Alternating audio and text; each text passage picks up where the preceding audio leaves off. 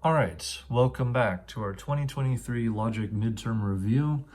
Last time I discussed truth tables and the symbols you'll need to be ready for our midterm. This time I want you to be ready for discussing validity. Please keep in mind that the validity of an argument, I'm sorry if that's a little bit blurry, I see that now, but I'm not gonna worry about it, neither should you. So please keep in mind that the validity of an argument is not based on the truth of the argument. An argument can have a false premise. It could have two false premises and a false conclusion, but we're asking about the validity of the structure. So what does that mean? That means if we assume that the premises are true, would the conclusion follow with 100% certainty? That's the question. There are two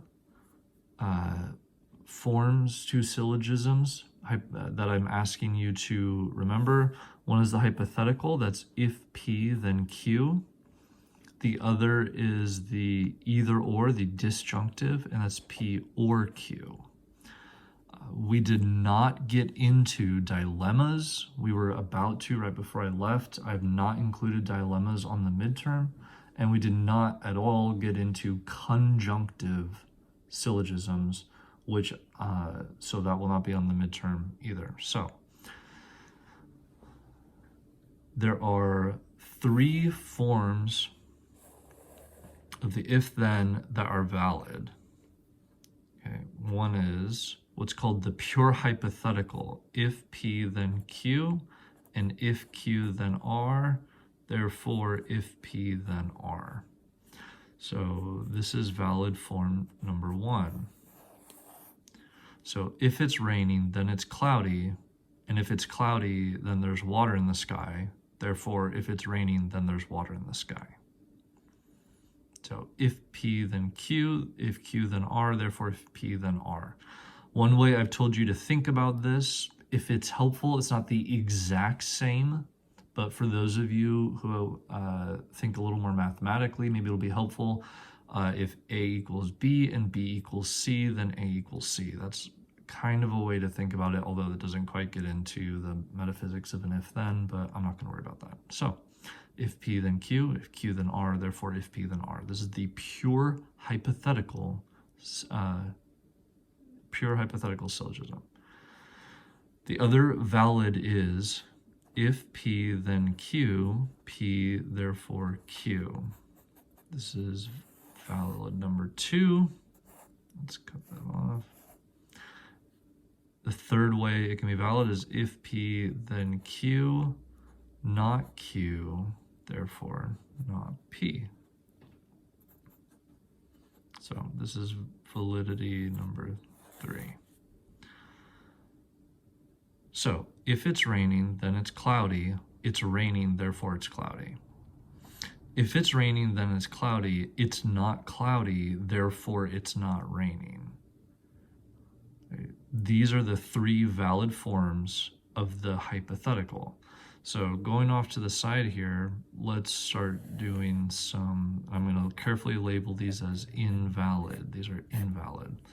So if P then Q, not P, therefore not Q, this is invalid because the validity is structured based on the relation of P to Q, not Q to P. So if we use my gift to you, which is if it's raining, then it's cloudy. If it's raining, then it's cloudy, it's not raining. Does it therefore follow with 100% certainty that's not cloudy? No, it doesn't, because it could also be overcast and not raining, so it can still be cloudy. All right, so if P, then Q, not P, therefore not Q, or if P, then Q, Q, therefore P. If it's raining, then it's cloudy, therefore it's raining. No, The conclusion does not follow with 100% certainty. Again, it can be overcast. So if it's raining, then it's cloudy. It's not raining, therefore it's not cloudy. This is an invalid conclusion. If we assume the truth of premise 1 and we assume the truth of the second premise, the conclusion does not follow with 100% certainty in either of these cases. All right, the disjunctive. Please keep in mind, there is the weak and the strong disjunctive syllogisms. Okay, for a weak alone, there are two valid forms. Either P or Q, not P, therefore not Q. Excuse me, therefore Q. The reason this is valid in a weak, because a weak is saying either P or Q or both. In a strong, we're saying either P or Q, but not both. So in a weak, there are only two valid syllogisms. In a strong, all four are valid. But in a weak, only two are. Because if it must be one or the other, but not both, then if you affirm or deny either of these, P or Q, then you will be the other no matter what.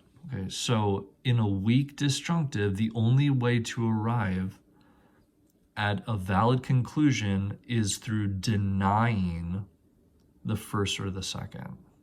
So either P or Q, not P, therefore Q, or either P or Q, not Q, therefore P. These are the two valid. This is valid number 1, valid number 2, weak disjunctive syllogisms. For the strong, if you have either P or Q, P therefore not Q, or either P or Q, Q therefore not P, in a strong, these are also valid. So this would be valid number 3 and number 4 for a strong. However, please keep in mind, this is only valid for strong. These are invalid for a weak disjunctive. And the reason is because in a weak, at least it could be one or the other or both. So if it's P or Q and you affirm P, it doesn't follow that Q is not the case, because it could still be both. If you have both and you're affirming one, both can still be the case. So this doesn't follow with 100% certainty. And this is exactly what we have over here. So affirming is invalid for weak, but valid for strong. Whereas denying is valid both for weak and for strong. And denying is the only way you can arrive at a valid conclusion with a weak disjunctive. All right, super duper important. I'm gonna write this over here. I will indicate weak or strong on the midterm. Super duper important. Okay, I will indicate this. You do not have to guess. I will say, assume the disjunctive is weak, or assume the disjunctive is strong. So if it's weak, there are only 2 valid forms. If it's strong, there are 4 valid forms. If it's weak, these are valid. If it's strong, all 4 are valid. So this is validity. I will be asking you for the validity of hypothetical syllogisms and disjunctive syllogisms. This is if then, this is either or. All right, that's it for this video.